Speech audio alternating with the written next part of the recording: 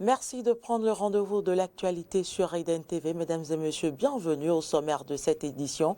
Signature de partenariat entre le ministre béninois du cadre de vie et du développement, José Toneto, et le ministre centrafricain des eaux, forêts, chasse et pêche, Amit Idriss. C'est un accord sur la translocation d'espèces animales entre les deux pays. Lancement hier de l'opération de collecte des données cadastrales dans 10 communes du Bénin. Les détails sont à suivre dans un instant. Et puis, hors de nos frontières, la Tunisie fait face au défi de la consultation numérique nationale voulue par le président Recep Tayyip Erdogan.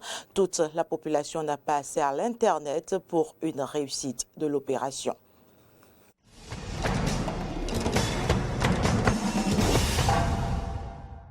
Merci pour l'attention. Je l'annonçais dans les titres. Le ministre béninois du cadre de vie et du développement et son homologue centrafricain des eaux, forêts, chasse et pêche ont signé hier un partenariat de translocation d'espèces animales entre les deux pays. La translocation va se faire entre le parc national de la Pendjari et l'aire de conservation Tchenko de la Centrafrique. Clémence Tonocoin pour les précisions.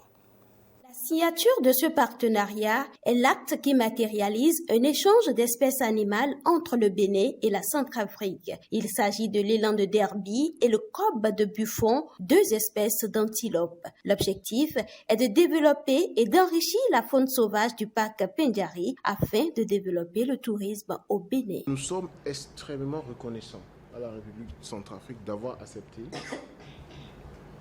ce partenariat qui est un échange entre élan de derby et cob de buffon que je considère juste comme un point de départ. Point de départ pour nos échanges et le développement des aires protégées, donc un vaste chantier de la conservation de la biodiversité en Afrique, mais également point de départ pour une coopération plus large qui va couvrir les eaux et forêts, la chasse et la pêche. Je suis persuadé que l'acte que nous avons posé aujourd'hui est une première pierre que nous plantons et qui va porter beaucoup de fruits. Mais nous ambitionnons également de faire venir d'autres et d'atteindre les Big Five, comme on dit, et de faire venir les rhinocéros bientôt.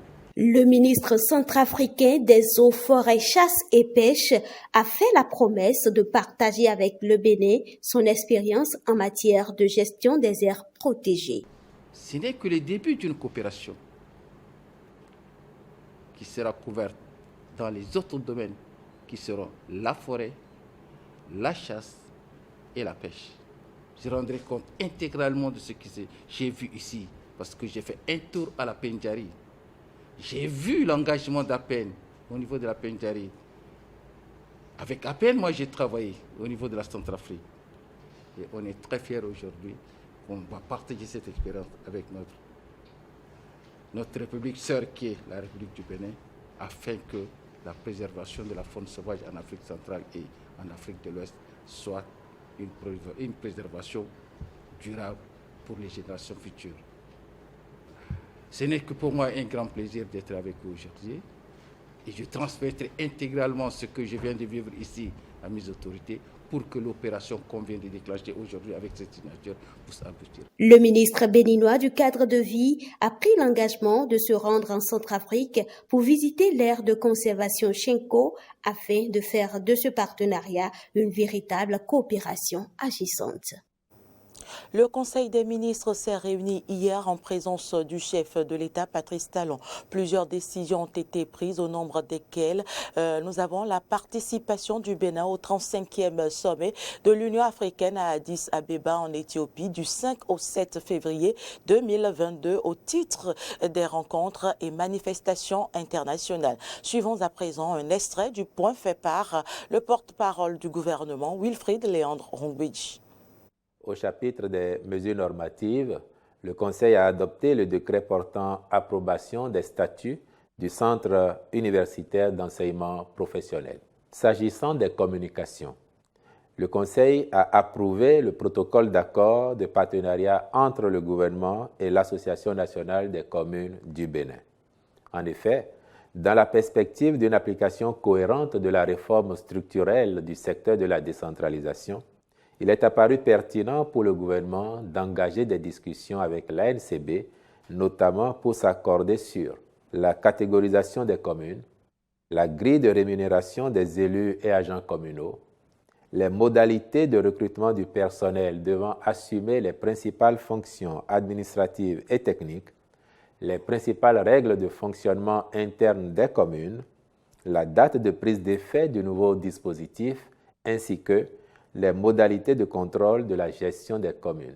Au terme des échanges, tous ces points ont fait l'objet d'un consensus et les parties ont convenu de mettre en place un cadre institutionnel qui veillera à identifier les goulots d'étranglement ou toute difficulté dans la mise en œuvre de la réforme, proposer des mesures correctives ou des dérogations et les mettre en application après validation, accomplir toutes autres tâches entrant dans ce cadre.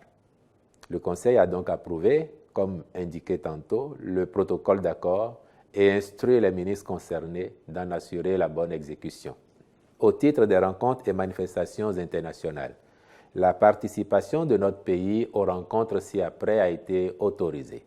35e sommet de l'Union africaine à Addis Abeba en Éthiopie du 5 au 7 février 2022.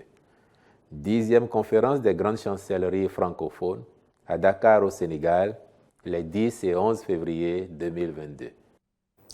La directrice de cabinet du ministère des Affaires sociales et de la microfinance a procédé hier au lancement des travaux de l'atelier de validation du rapport de la politique nationale de promotion du genre 2009-2025 et son plan d'action. Cet atelier a réuni plusieurs acteurs du secteur de la promotion du genre. Le compte rendu est signé Dorcas Arongan.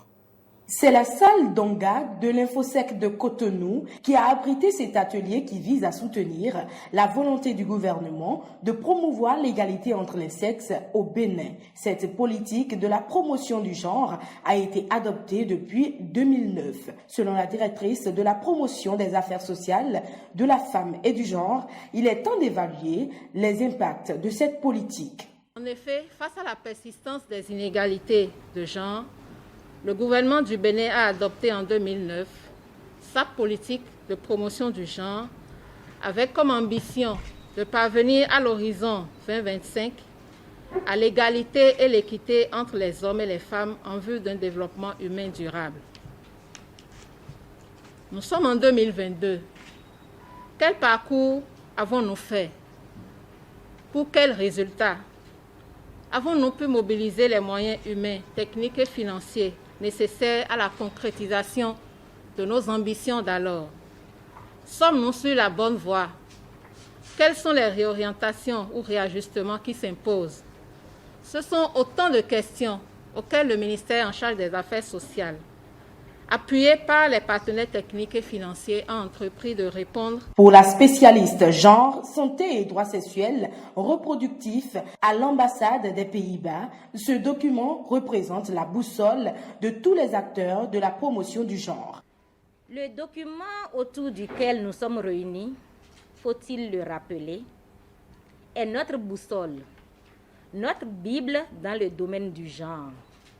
Nous sommes invités à apprécier ce qui est bien, à relever les insuffisances et à proposer des pistes de solutions afin que le document final qui sortira de nos discussions soit le résultat d'un consensus et reflète nos attentes.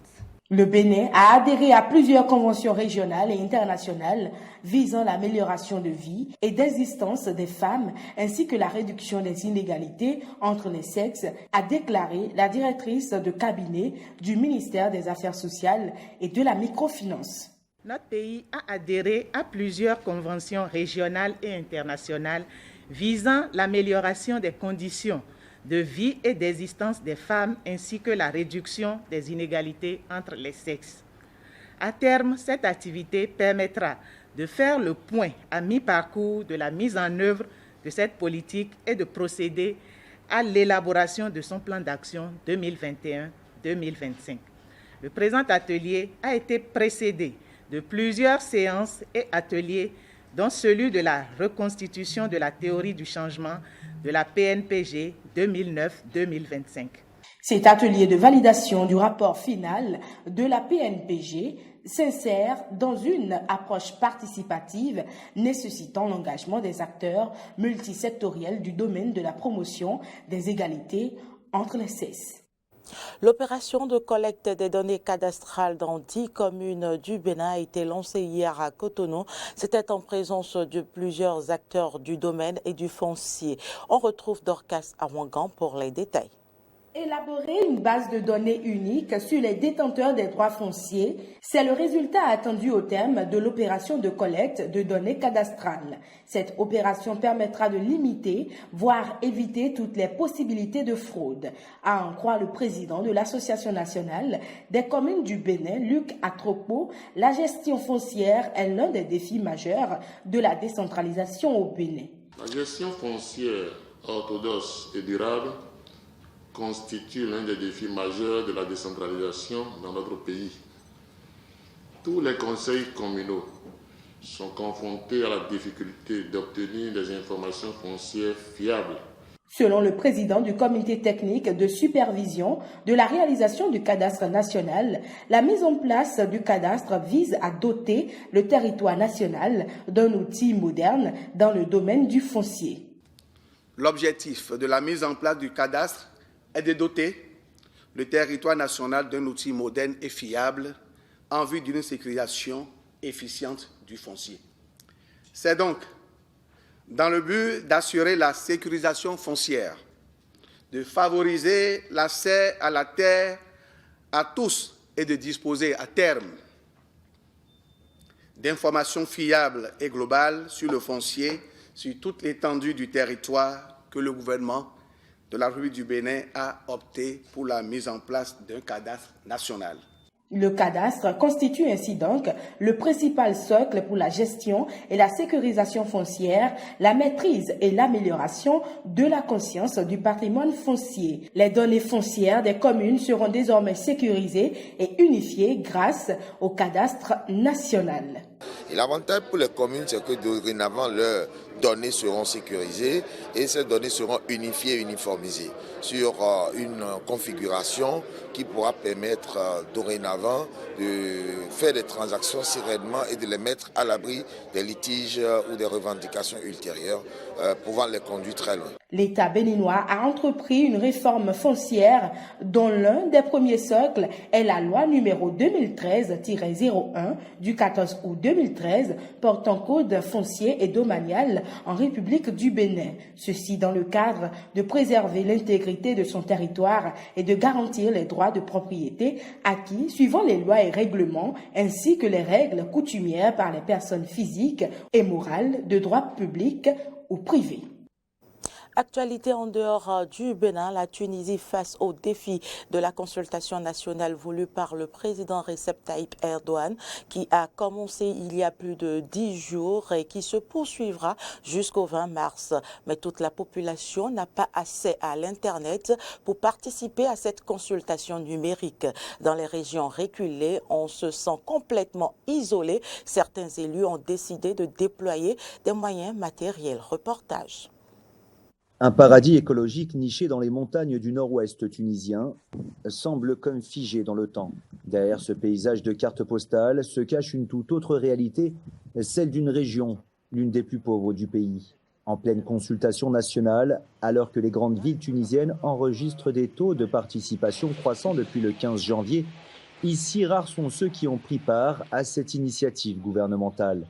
Pire encore, dépourvus d'accès Internet, certains n'ont même jamais entendu parler de ce projet cher au président Sayed, une série de questions sur des thématiques telles que l'économie, la culture, l'éducation, le numérique ou encore l'emploi, indispensables selon Carthage pour mener à bien les réformes attendues par les Tunisiens. Conscientes de ce handicap, les autorités ont annoncé la mise en place d'ordinateurs dans plus de 270 maisons de jeunes sur tout le territoire national. Objectif, inclure le maximum de Tunisiens dans ce processus de sortie de crise. À la maison de jeunes de Ain Draham, en dépit de l'installation de 6 ordinateurs, ce questionnaire n'attire pas les foules. Voilà, ici c'est l'espace dédié à la consultation nationale. Comme vous le voyez, les ordinateurs sont déjà installés dans cet espace qui est à la base la buvette de la MJC, là où se réunissent principalement les jeunes de la ville. Dans cette région, la majorité des personnes ne sont pas au courant. Généralement, ce sont ceux qui sont équipés d'Internet, les populations cultivées, les jeunes, les étudiants. Toutes ces personnes sont au courant de cette consultation, mais ceux qui habitent un peu plus loin, dans les campagnes et dans les montagnes, eux ne sont pas au courant. Hormis cela, nous avons constaté qu'il n'y a pas un réel intérêt. Dans cette région montagneuse où le taux de chômage atteint les 25,6%, la population comme les collectivités locales semblent avoir perdu espoir. Un constat que fait Nadia Mazni, maire de Indram, qui par manque de moyens et de directives peine à faire exister cette enquête nationale auprès de ses administrés. Vous savez, pour nous ici, concernant cette consultation nationale, nous n'avons reçu aucune directive des autorités, que ce soit en termes de campagne de communication ou même de logistique. Aucun panneau publicitaire, aucune campagne de sensibilisation. Ici, ce n'est pas comme à Tunis. Nous sommes une petite collectivité et la plupart de nos administrés n'ont jamais entendu parler de cette consultation. À mon niveau, je ne sais pas comment porter cette information à ma population. Je pense à travers le site de la mairie ou grâce aux associations locales. Ici, les associations semblent s'être substituées aux collectivités locales comme ultime contact entre Tunis et ses régions oubliées. Active dans le milieu associatif depuis plus de 15 ans, Sabri se bat chaque jour pour maintenir auprès des hommes et des femmes de sa région un sentiment d'appartenance, d'existence en tant que Tunisien et citoyen à part entière. En tant qu'association, nous avons organisé des tournées à la rencontre des populations les plus reculées et nous nous sommes rendus compte que la plupart des habitants n'ont aucune idée de cette consultation nationale. Et quand nous leur avons posé la question, ils nous ont répondu qu'ils n'ont pas accès à ces informations diffusées principalement sur Internet. Et certains nous ont même confié qu'Internet, c'est quelque chose dont ils entendent seulement parler. Quand je leur pose la question, est-ce que vous savez ce qu'est la consultation nationale? Ils te répondent automatiquement, qu'est-ce que c'est que ça? Et quel est l'intérêt de connaître ça si ça ne changera pas ma vie ni mon quotidien?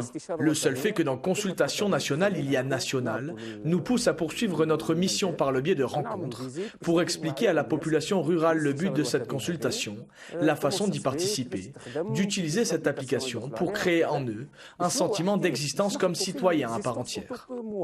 Une mission délicate, reflet d'une toute autre réalité, celle de ces ruraux qui ont l'impression d'être exclus du système. Personnellement, cette consultation, je n'y comprends rien. Je n'en avais même pas entendu parler et ces choses-là n'ont jamais été quelque chose qui nous intéresse. J'ai entendu dire qu'il fallait une connexion Internet pour participer, mais nous n'avons pas Internet. Une chose de plus qui prouve que nous resterons toujours les exclus. La seule chose que nous souhaitons, c'est que notre quotidien change. Vous savez, il y a des gens ici qui vivent dans une grande précarité. Vous pouvez voir par vous-même, quasiment tout le monde est au chômage ici. Nous sommes 3 générations à vivre dans cette petite maison et on n'a rien vu ni de Kais Saïed ni des précédents gouvernements pour améliorer notre vie. Vous savez, je vais être honnête avec vous, si cette consultation change quelque chose dans ma vie, je serai avec lui, sinon c'est le dernier de mes soucis. Alors que près de 100 000 Tunisiens ont donné leur avis sur la plateforme dédiée à la consultation nationale, dans le gouvernorat de Jendouba, dont Indram fait partie, moins de 2000 citoyens y ont participé sur les 47 000 que compte ce territoire. Un triste constat qui ne finit pas de mettre en exergue l'exclusion persistante de cette région au processus de transition démocratique de la Tunisie. Et puis aux Pays-Bas, les restaurants et bars et lieux culturels ont ouvert hier matin après 6 semaines de fermeture. Cependant, le variant Omicron continue de faire exploser les contaminations au Covid-19. Les détails. A repris doucement dans les rues de La Haye ce mercredi. Les cafés, restaurants et lieux culturels ont rouvert après plus de 4 semaines de restrictions sanitaires ardues pour l'économie locale. Pour les consommateurs et les commerçants, c'est une bouffée d'air frais. C'est la première fois après 1 mois et demi qu'on voit de la vie, des gens qui sortent et les lieux qui s'ouvrent. Nous pouvons nous asseoir dans un bar en buvant un bon café avec des amis. Je veux dire que la vie revient à nous.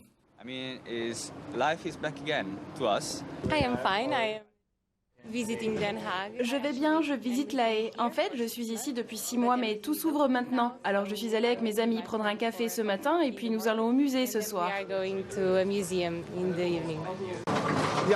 Alors maintenant, les choses vont changer, heureusement. Et nous partons secrètement du principe selon lequel ce sera une année normale, où nous pourrons reprendre notre ancienne manière d'offrir l'hospitalité et le service. Nous l'attendons avec impatience. Et oui, je suis impatient. Cette levée des restrictions n'est pourtant pas due à une amélioration de la situation sanitaire. Le pays comptabilise en effet plus de 50 000 nouveaux cas quotidiens et en hausse. C'est le gouvernement néerlandais, mis sous pression, qui a fini par capituler devant la grogne croissante des secteurs de la restauration et de la culture. Cette réouverture est néanmoins conditionnée à des règles de distanciation et à la présentation d'un pass sanitaire. Ce sera tout pour cette édition. Merci de nous avoir suivis. L'information se poursuit sur nos différentes plateformes digitales, Twitter, Facebook, YouTube et sur notre site internet www.benin-eden.tv.